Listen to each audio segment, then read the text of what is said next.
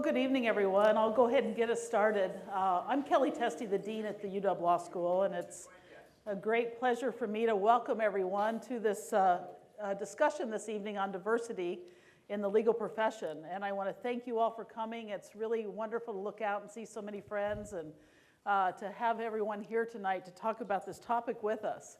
I want to begin with just a few remarks, and then as you'll soon see, we have a wonderful panel with us tonight. So I want to welcome Brad Smith and Ben Wilson and Justice Mary Yu, and we'll do more introductions in a moment, but I just want to ask you to join me in thanking them for being with us this evening. Thank you. And then I also want to say just a huge thanks to Brad Martin and Martin Law. Brad is a wonderful friend of the law school. He's been working with us to help build out our environmental law program, and he also cares deeply about a lot of issues that affect the legal profession and that we're working on at UW Law School. And so I was delighted when he expressed an interest in working with us on this program. He's known Ben Wilson for a number of years as well, and so this seemed like the perfect opportunity. But if you would, where is Brad? I want to just recognize him. I can't see very well. Right here, Brad Martin from Martin Law. Yeah. Brad, thank you. We're so lucky to have you as a member of our community. I also want to let you know tonight that one of the reasons that I was particularly excited about being able to be a part of this discussion is that we have been working very hard on diversity at the University of Washington School of Law. And I think like all institutions in our world, that does not mean that we do not have more work left to do. We certainly do.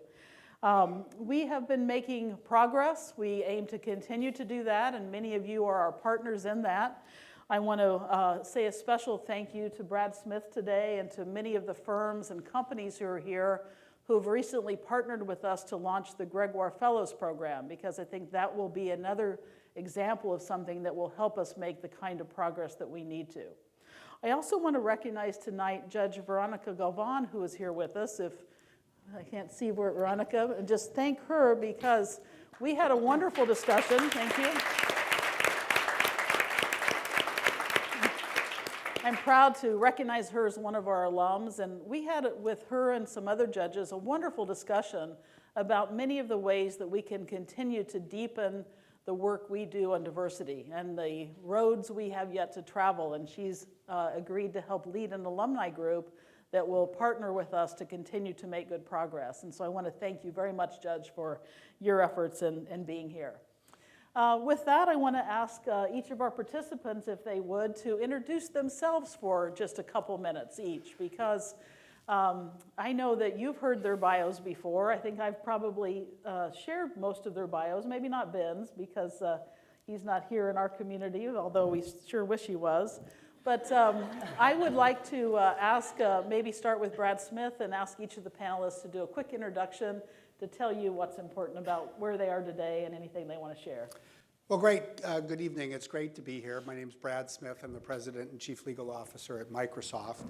I've worked at Microsoft for 22 years. Before that, I was in private practice at Covington and Burling in Washington, D.C. and London. I joined Microsoft in Paris and have lived here in the Seattle area for 19 years.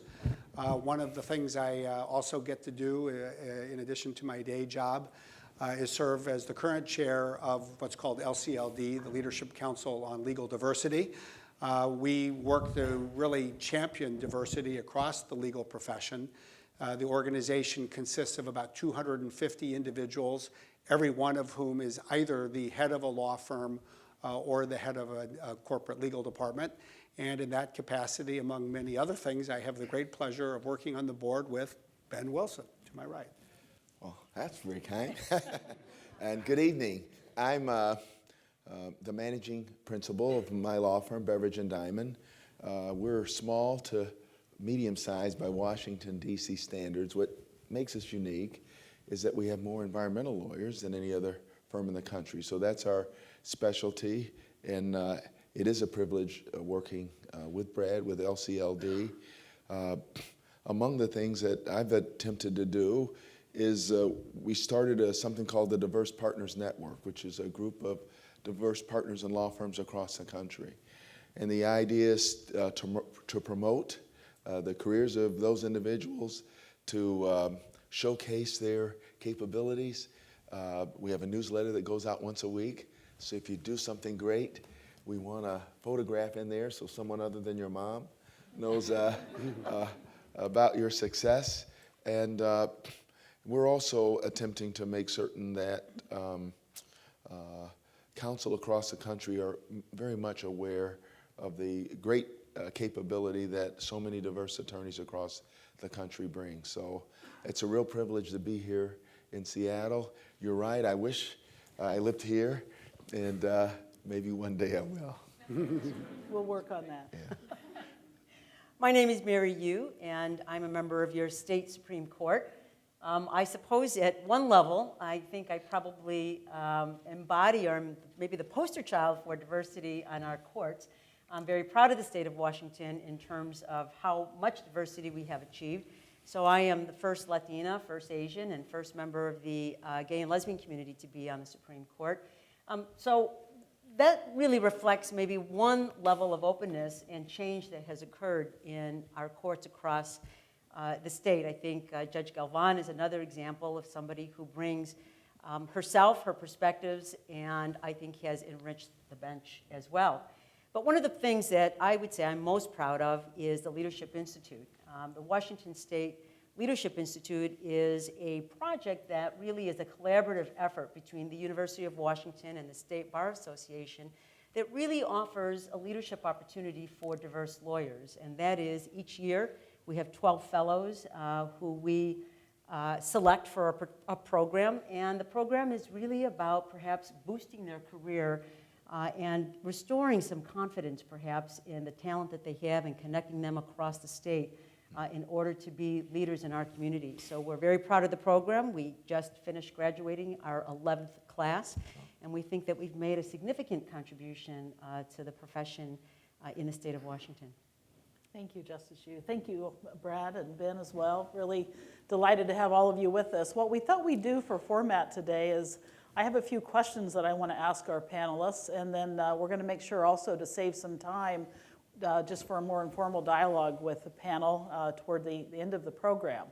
But I want to get us started tonight by noting that in some ways when we talk about diversity, we often have the preaching to the choir issue, in the sense that so many of us that are here tonight, so many of us who care and join together and work on these issues, we know we care about it. We know we want to make progress. And we know we're not the only ones, that there are others, and that this gets talked about a lot in our profession. But nonetheless, we see that still there is not the kind of progress that we want to see, whether we're talking about the students in our classrooms, the faculty in our schools, the lawyers in firms, the number of lawyers of color that are partners or leaders in companies and firms. And so I want to begin with a broad question and ask each of our panelists to respond to it. And that is, why are we stuck? And what is it we can do to get unstuck? What do you think we can do to really move the needle here, move forward? I will call on people. Just a warning. Who wants to go first? Just a warning. Anybody want to go first? Well, Brad? All right. Please. whatever. Somebody who Great. has to. Thank you. I think there are three reasons that we're stuck, despite, frankly, all of the unison of people talking about how much they support diversity. First, the problem itself, if we define it as having a profession that is not as diverse as the country we serve, which I think is one way to define it, is actually quite multifaceted. I think that there are some similarities that span the spectrum of the needs that diverse peoples face. But for example, I think that the lack of diversity for African Americans and the Latino population has deep roots in the pipeline. We have a profession where only about 8% of the nation's lawyers are either African American or Latino, and that has been rising extremely slowly. It's only grown by 0.8% over the last decade. And it speaks fundamentally to a pipeline challenge, as well as many other challenges. We have issues for women, where we actually do better in law schools, but we don't hold on to the women who go to law school. You don't see them in the profession 10 or 20 years after they graduated from law school, and that's a second type of issue. I think members of the LGBT community have a set of challenges. I think that attorneys with disabilities have a huge set of challenges. And to some degree, we need to both understand the similarities and the distinctions if we're going to have a real impact, and we don't often do that. Second, I think we have a challenge because there is very little strategic coherence across our profession about what should be done. Every single institution that says it cares about diversity, and I'll say almost 100% do, have some program that they then talk about. It's a scholarship program, it's a training program, it's very good, but it just doesn't add up to a coherent whole. My favorite example is a prominent Los Angeles law firm that over the course of a decade paid for 150 high school students to go to college. And a decade later, looked back and found that 0 of the 150 had actually gone to law school. And so people do things, but it doesn't actually help solve the problem. And third, I do think that across the profession, institutions are more inclined to do the things that are easy than the things that are hard and need to be done. And if you just break it into pieces, I'll just start with clients. We stand out as a company, and I'm disappointed that we do. For 7 years, we have actually paid for diversity. We give the major firms that do work for us a 2% bonus at the end of the year if they hit defined diversity goals. And we found in the first 6 years of that program that diverse representation measured by hours billed on our work by diverse lawyers had grown from 33% to 49% over 6 years. And the number of other companies in the country that are doing this today is still 0. And if you look at what law firms could be doing, law firms could send a message to law schools. We're only going to go to your law school to interview people if we see you taking more action to promote diversity. That's not happening. I think there's law schools in general. I'll say Kelly and UW are, in my view, one of the relatively small number of exceptions, are not really pushing the needle. They're too nervous about what it'll do for their US News ranking and other things. If you look at what med schools do to promote diversity, it is so much more impressive, in my view, than what law schools do. If you look at what the medical profession is doing, it is so much more impressive than what what law schools are doing. And at some level, this will require systemic change, and that requires bold moves and hard choices, and I don't think we're owning up to that as a profession. Thank you for those comments, Brad. That was really good.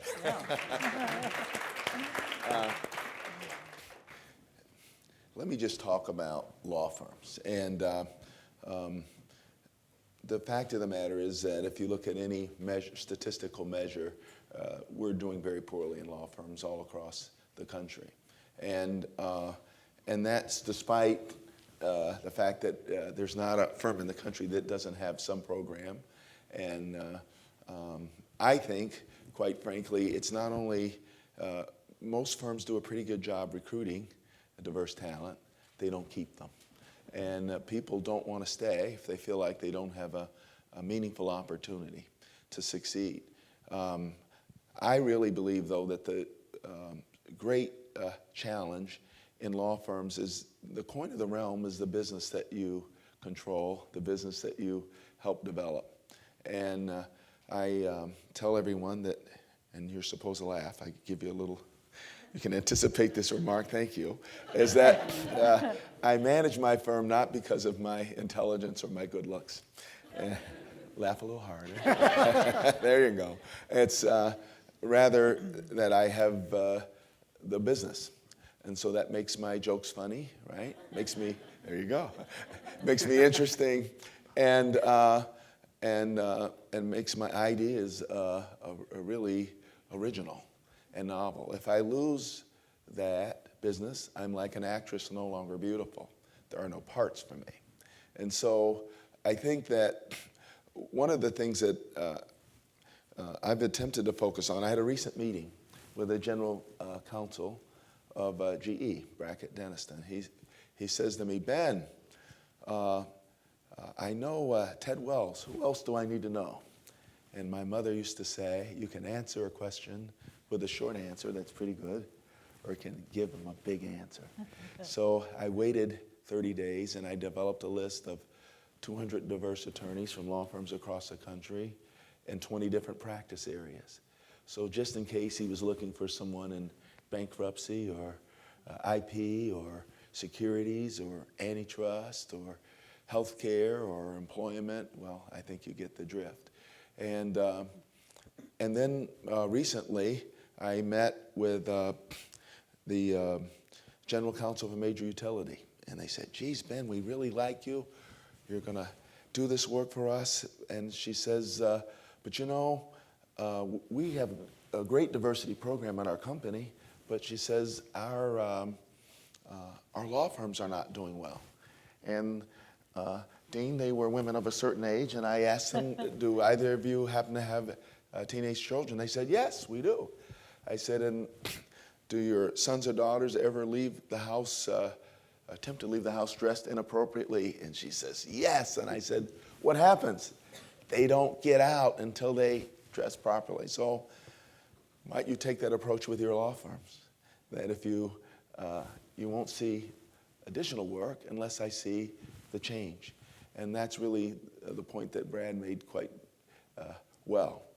And then they said, well, they keep telling me they can't find anyone. And I said, well, I happen to have a list. And the fact is that we want to empower people to succeed. And so at my firm, I spend a lot of time with our young partners, women and men, diverse and non-diverse, trying to show them how to build a practice, to make them independent. We're a boutique, and if we don't grow our business, we're a little bit like a woman in the middle of the 19th century. We're going to have to marry someone we don't love to maintain our standard of living. I don't want to marry anybody I don't love. And I don't want them to do that. I want them to have choices. And so this is kind of where I think we can make a difference. And but it does take bold action. It does take a willingness to act differently and to act decisively. And so I'm hopeful that we will do that. But I also hope that we will speak truth on this issue and not allow people to get away with it. There's one final point I want to make, and I'll stop. I'd say about 80% of the people who gave me an opportunity are women, and about 80% of them are women of color. So every chance I get when we talk about what's happening in law firms, I talk about the experience that women and women of color have in law firms. Nationally, in law firms, women make up 18% of the partners. They're 50% of the associates. At my firm, we've gone from 18 to 30% in the time that I've managed the firm. And in the 8 years I've managed the firm, over 50% or more of our new partners have been women or diverse attorneys. So I know that it can be done if there's a will to do it. But we insult people, and we're going to lose talented and able people if we don't afford them meaningful opportunities. So I don't want to wait any longer without progress. I can't look at these young people right here who I saw today at the University of Washington. What fantastic students you have. But they can't wait until tomorrow. They need to see this change now. Yeah, absolutely. Thank you so much. Thank you. I appreciate that. And I want to note that I particularly appreciate both you and Brad recognizing that, you know, where there's a will, there's a way. I see my friend and colleague Annette Clark, the dean at Seattle University, here today too, and she and I often talk about the fact that we'll have these amazing students that we know, that are looking for jobs, and then we'll have people say to us, but Dean, we can't find any whatever, fill in the blank. And so it is something that I hope we can, continue to discuss, because I think it does take us all working together through the whole pipeline, because, we can have students, but if they're not getting hired, and we can, have associates, but again, as noted, if they're not moving on into partner or general counsel ranks, it really does take all of us working through that entire process together. Justice Yu, I want to ask you the same question. Why do you think we're stuck, and where can we go from here? Well, I've had the opportunity to really look at this differently, and that is, frankly, being a person of color, being in a position of trying to say I want to be successful, and am I going to really have an opportunity to do so? And I would say that the Leadership Institute over the last 10 to 12 years has given me some insight, because the question for many young people, particularly young people of color, the questions are really not just about, am I going to get a job, but the real question of retention, I think, Ben, that you've raised is a real one, because you look at people and people are really ready to launch and ready to go. And yet in 5 years, when you talk to them and listen, it really has to do with the arrangements of power and access. And it's not the same. And unless the majority community is really, really willing to ask some hard questions about social context, right? Social context in terms of, do you really accept people where they are? Do you really go out of your way to make people feel comfortable? Or are we as people of color always the one in the room and the two in the room without a critical mass? I can tell you, the prediction of success is not great when you feel like you're always the outsider, or you feel somehow that you're not included. And you begin to maybe second guess then whether you're able or not to do the job. It has nothing to do with your real abilities. It just has to do with you beginning to undermine your own confidence. Because when you look out over the horizon, you can't seem a way to find an access point. So in listening to people, and again, through the Leadership Institute, we've recognized that, one, you've got to have critical mass. You have got to find a way to really address the question, as far as I'm concerned, one-on-one. When I look at a lot of the young people in this room now, young successful lawyers, it's because they have had individual mentors. When I look back at my life and ask, how did I get to this path? A kid from the inner city of Chicago with little resources, how do I get to this place? And it had to do with individual mentors who carved a path, who met with me, who cared about me, and who really worked with me in terms of my skills and developed a path for my profession. I've tried to do that with others, and when I look at some of the externs and interns and law clerks that I've had over the years, it has required a lot of work. It has meant one-on-one relationships, one-on-one opportunities to really be available and to really allow people to ask the questions that are the hard questions about success. So when I think about what would I really encourage everybody in this room to do, is to take on one person as a true mentor, not meeting once a year, not checking in, but to be a true mentor, to really check in, to really help create a path for their success. And I'm convinced that we can move the needle. Thank you so much. Well, I do want to really appreciate those opening comments. And, as I promised, I want to make sure there's time for audience participation. But before I let the three of you kind of off the Socratic hook here, I do want to ask you each this question, and that is, and Ben, I'm going to start with you. You have the privilege of being our guest here in Seattle. But so if we've talked a lot about some of the issues, and I think you've all made a great case that to really make a difference, we're going to have to do things differently. We're going to have to be bold. We have to change some things that we've all found really comfortable.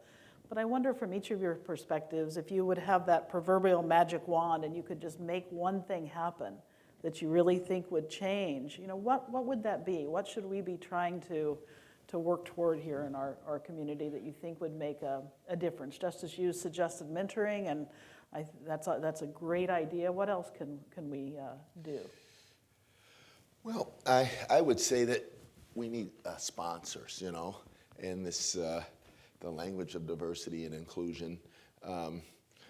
I need someone that's going to put me in the game and allow me to play, allow me to make mistakes, and hopefully overcome those mistakes and succeed. I need someone that's I'll give you an example.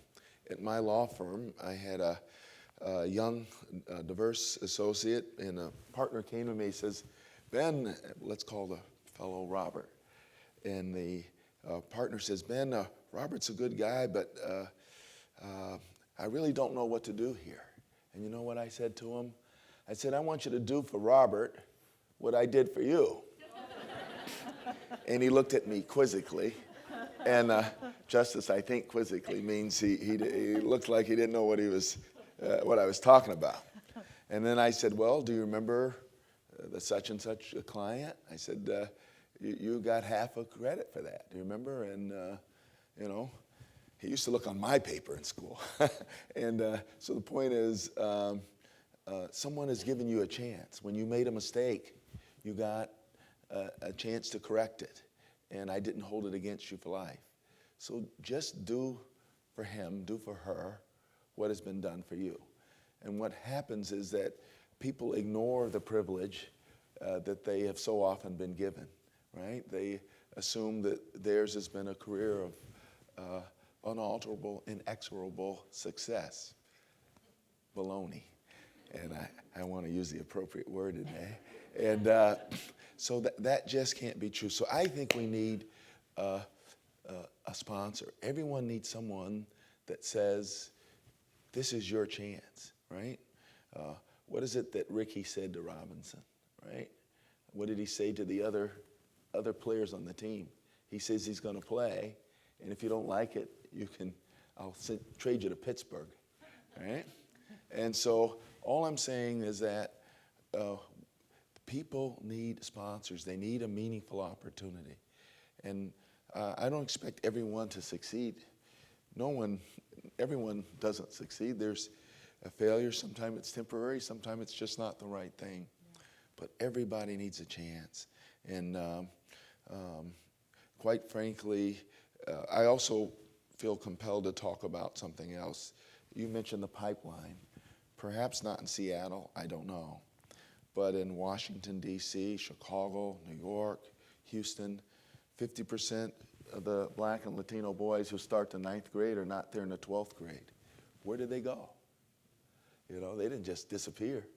And so, you know, the legal profession in some way must find a way to reclaim people. We can't simply discard them. And that can't be our approach to life. And so, so I think the practice of law has to be about more than making money and more about personal success. It has to be about a greater purpose. And as I've heard Brad say eloquently many times in the past, and Justice, I can already tell that you will, and no doubt have, the law has been responsible for the major change we've seen in America, right? So if you think about the Civil Rights Revolution, that was lawyers. There's a woman oftentimes obscure, Pauline, they call her Pauli Murray. She was the one who talked about sexual discrimination, gender discrimination. She said, I don't have a word for it. You talk about Jim Crow, what about Jane Crow? You know? So 20 years before the Civil Rights Act of 1964, she's raising these issues. So I don't know. I just feel like we have to have this real courage of our convictions. We need to call each other out. We need to hold each other accountable. You know, as one president used to say, if not now, when? If not us, who? And I happen to agree with that in this context. Yeah, thank you so much.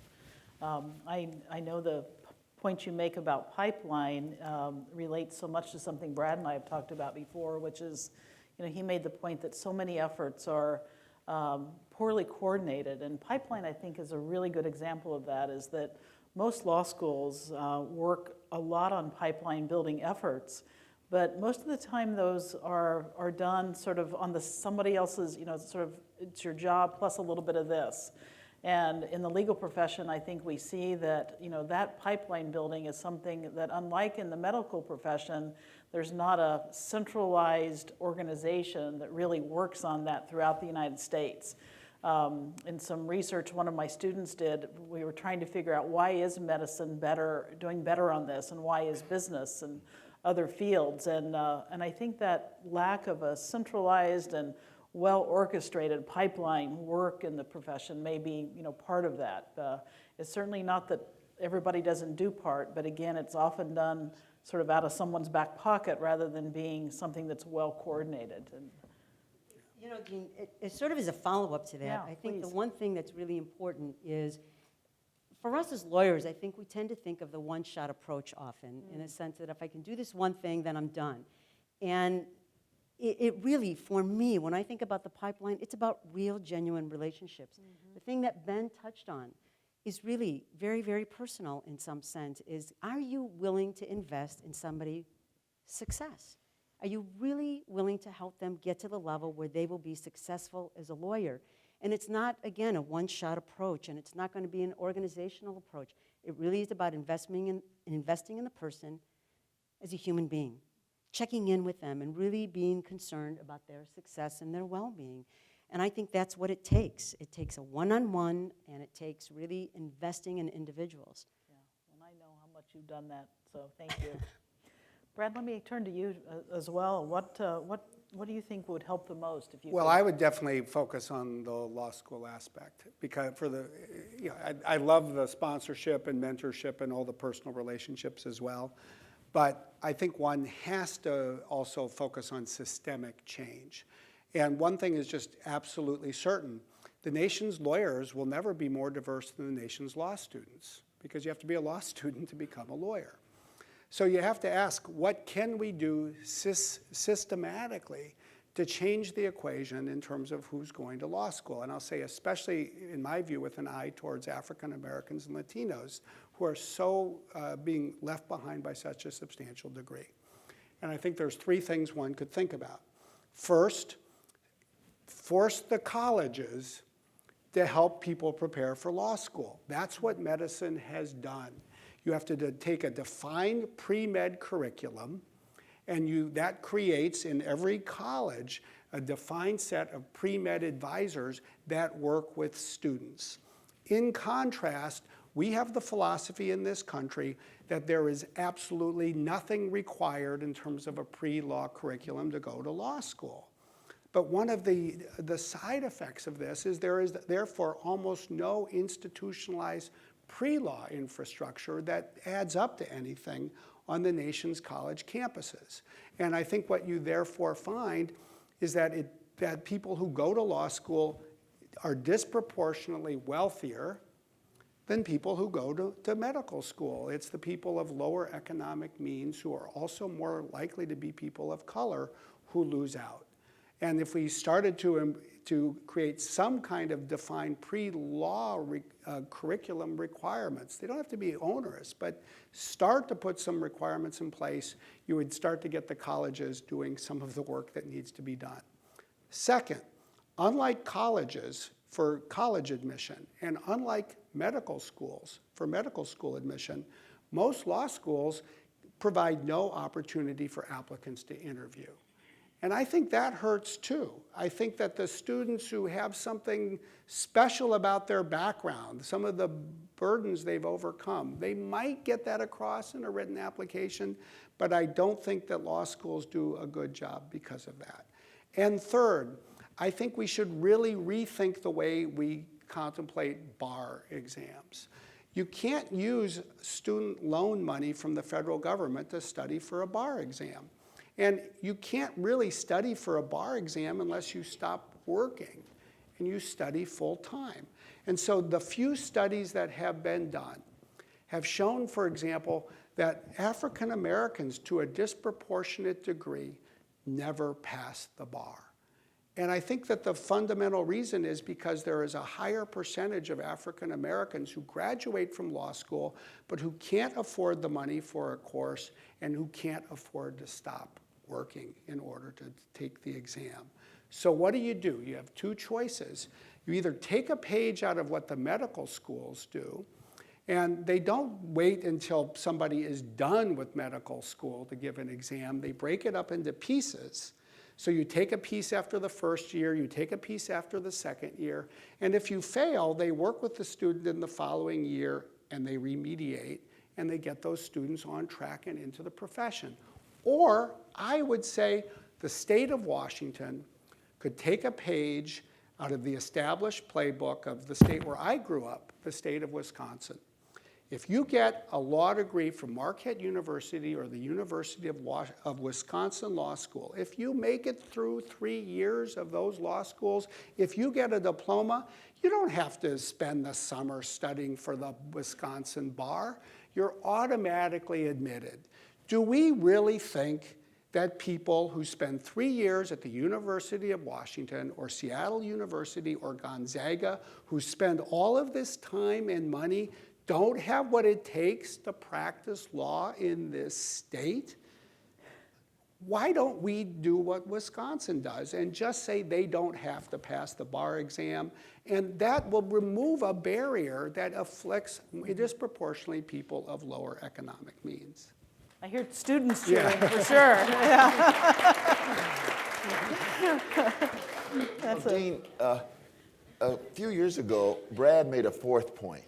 And your fourth point was that you challenge lawyers, particularly ours was a group of diverse attorneys, to consider returning to their alma mater and talking about their career and why it was important to them and what it was about the law that was exciting. And I think that that can be awfully inspiring when you see someone who looks like you, who walked the same grounds that you walked, and to kind of demystify what that whole process is about. Because your fundamental point is absolutely correct. If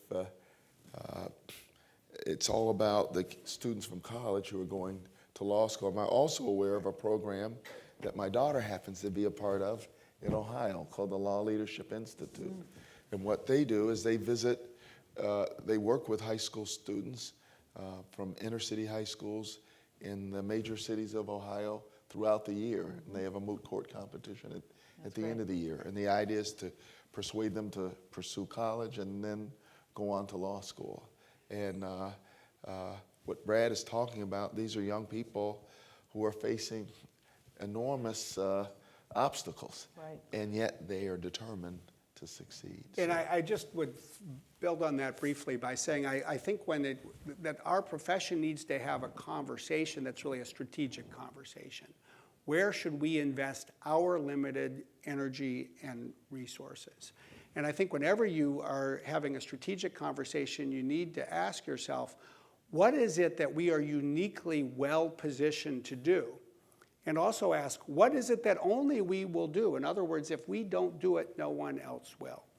And I am a huge supporter of, say, early learning, for example, but I also don't believe that lawyers are better suited to advance early learning than other people. And I believe that if lawyers don't advance early learning, other people will. In contrast, we have to ask ourselves, if we as lawyers don't make the case for people to go to law school, will anyone else? Of course not. The nation's doctors are not going to argue that more people should go to law school. In addition, is there anybody who is going to be better than us in making the case that people should go to law school? I'll argue probably not. We should be able to do this better than anyone else. And therefore, we should apply our energy in part trying to encourage the next generation of people to go to law school. Well, and I'll say, Brad, too, that issue is a particularly urgent one right now. I don't know, everyone in the room probably doesn't watch law school applications like Dean Clark and I do.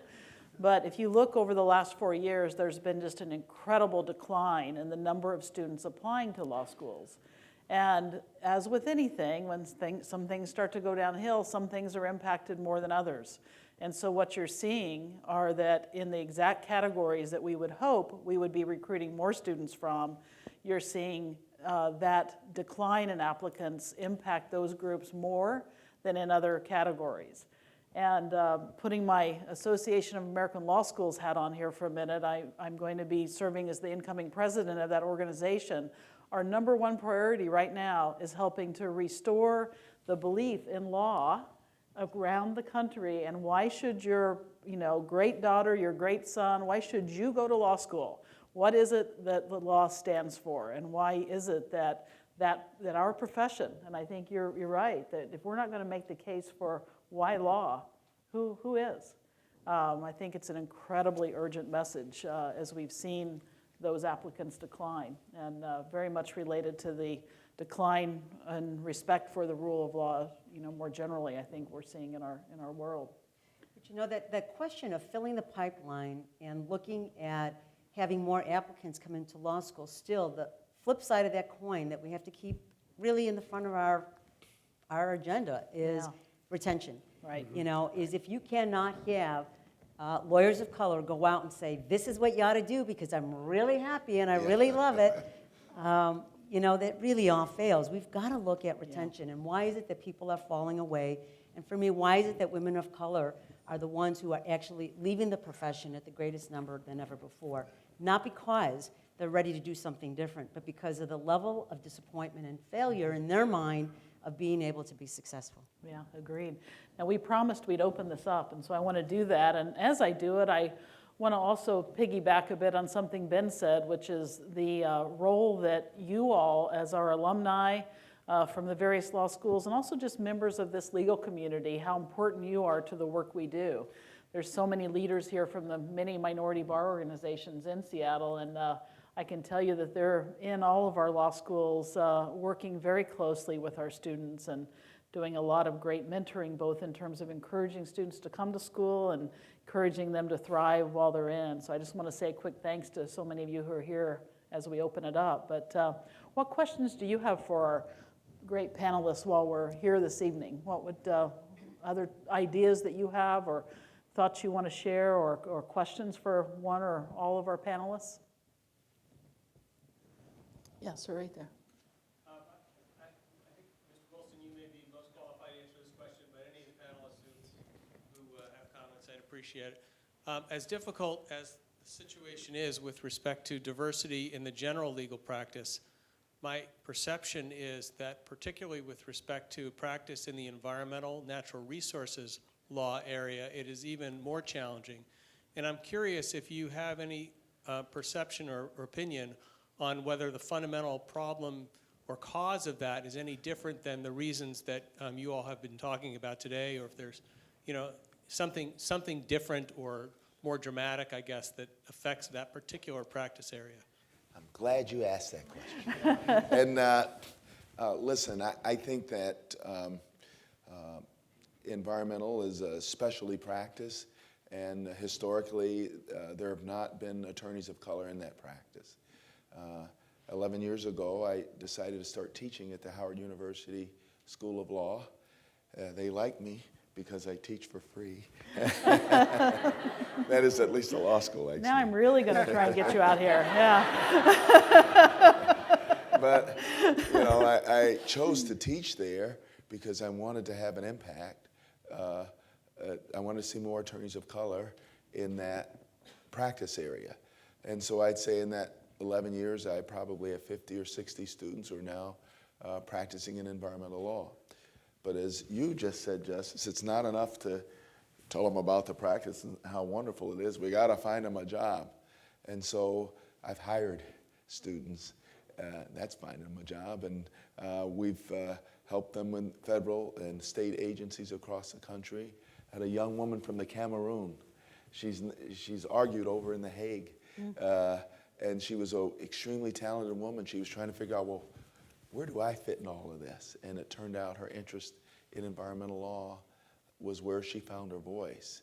I recall teaching our students in my first class, and the students said, geez, environmental issues aren't those the issues that happen to other people. And I said, well, what about Katrina? Oh, man, that stopped them in their tracks. I said, if you'd been a student in my class, do you think the mayor would have had keys for all those buses that might have helped get people out of the city? If you'd been a student in my class, do you think that there would have been provision for medical supplies and security at the Superdome? If you'd worked for Brownie at FEMA, would there have been, would he have understood that he needed to come down right away and not wait several days, and that the president should come down as well? If you'd been a student in my class, do you think that those military bases would have been better prepared to help those families? So you see, I wanted my students to understand these issues are their issues. And environmental law, it's a legacy practice. It's different than any other practice. We're not just trying to beat the brains out of the other guy. I'm recruiting now. we are trying to address public health issues, impact plants, animals, people. We're going to decide the great issues of the day. As President Kennedy said of the space program, we choose to do these things not because they are easy, but because they are hard. So students from your law school, looking at the deans here, they're going to help us how to reverse climate change. They're going to develop an energy policy that's reasonable. They're going to make certain that the one resource without which no one can live, water, is available to people around the world. My goodness, who wouldn't want to work on the great challenges? So in addition to teaching at the Environmental Law Institute, we follow the example of my friend Brad Martin. We have internships that are targeted toward diverse students, summer internships paid, right? You gotta have money. And I support something called the Thurgood Marshall Scholars. They are students in the Maryland area. We happen to have an office in Baltimore. And we convinced other firms to offer paid internships to students in the summer. Everyone needs a start, and no more than in the environmental law area. So that's what I think. And when I go on a campus today, because they oftentimes want me to come on the campus, and I'll speak to Environmental Law Society, I want diverse students present. And so I'll say, also invite students from diverse-oriented student groups to participate, because I want them to know that this is an opportunity for them as well. So, so we can do this. Again, it's a matter of will, and it's a matter of determination. And if you're looking for business disruption, don't you think that addressing diversity in a way that no other entity has addressed it, that will disrupt business, that will provide you a huge competitive advantage. And we certainly have that opportunity in the environmental practice. Thank you. Thank you. Another question? Yes. Well, I want to thank Ben for coming, and also for Brad, because I both benefited from their program with the Leadership Council on Legal Diversity. And I do think that what Ben is talking about having sponsorships are very important, because that has been a trajectory for my career, someone being very invested. For me, it happened to be a majority of white men and one African-American woman. One of the things that I've learned throughout my career, and I wonder if Brad can talk about it from the business context, and also the other panelists, to talk about what the businesses do differently than legal departments and also law firms, because they have their high potential list and they act on it, and they have certain metrics and they hold themselves accountable, and they also have succession plans, and they revisit it year after year, and they hold themselves accountable. And there does not seem to be the case for a legal department, and I've been in a number of them, or in law firms, and I've heard my friends talk about them, where there's a secret society, almost like Skull and Bones from Yale, where people are tapped and they don't look like the people in the room, women or minorities. It's a great question. I do think there is something to be said for the proposition that businesses in general have probably been more systematic and more disciplined in focusing on the advancement of diversity than, say, law firms have been historically. And that doesn't mean that there's not exceptions, and it doesn't mean that things aren't changing. But you do see it in the numbers, you see it in the greater diversity, not just for underrepresented minorities, but also for women in, say, the accounting profession, in the say graduates of the nation's business schools. People have MBAs. And the kinds of things that you just described are pretty common hallmarks these days, and have been for at least a decade. of most companies of any size. Just a very disciplined focus on the development of people. I also think that it speaks to part of what you heard earlier. There was enough progress made earlier on that there was at least more likely to be a critical mass of people in the room. It doesn't mean that it's always easy. It doesn't mean that there always is a critical mass. We certainly have huge challenges, for example, in the computer science field as but one example. But I think that the critical mass came a bit earlier, and then people built on it with these other efforts. And I think it's not surprising when you put it in that context that to some degree over the last 15 years, the real impetus for diversity in the legal profession did start, I would argue, with the large corporate general counsels, especially Rick Palmore, when he was at Sara Lee and then at General Mills, in creating the call to action. And it started to move from clients to law firms. And yeah, I think we're at a point now where we're trying to bring people together to build on some of the concepts that others here have talked about. And certainly one of my favorite examples is the LCLD Fellows Program, which does address, call it lawyers at the mid-career level, say 10 to 15 years out of law school. And what we've found is it creates that community. There's a lot to be said for the importance of giving people an ability to interact with others, and that really is just hugely impactful on retention. And what we've learned through the Fellows Program is that we've created a community that has spanned institutions. And you talk to the fellows or the alumni of the Fellows programs and about the role that this has made for them in their careers by creating a safe place for them to talk about others and get good career advice. And then we see it in the retention data. 88% of the people who have been fellows are still with the same institution that they were with, even if they were a fellow 5 or 6 years ago. And those who have left have almost always left because they got an offer to go somewhere better. Almost no one has left the law.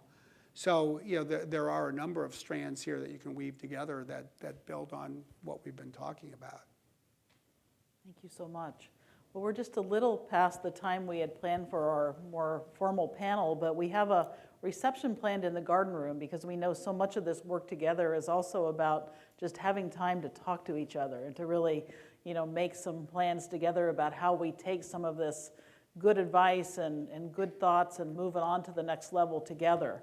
As we transition to our reception, and the garden room, I believe, is just down the stairs and over to the left as you go through the lobby. I do want to take a minute to thank each of our panelists. Brad, Ben, Justice Yu, you all have shown throughout your life just not only your commitment, but to being bold yourselves and to taking that action, whether it's individual with a mentee or structural with a new program, teaching for free. That's stuck in my mind, you can see that. But I do want to ask everyone to join me in thanking our wonderful panel for being here tonight.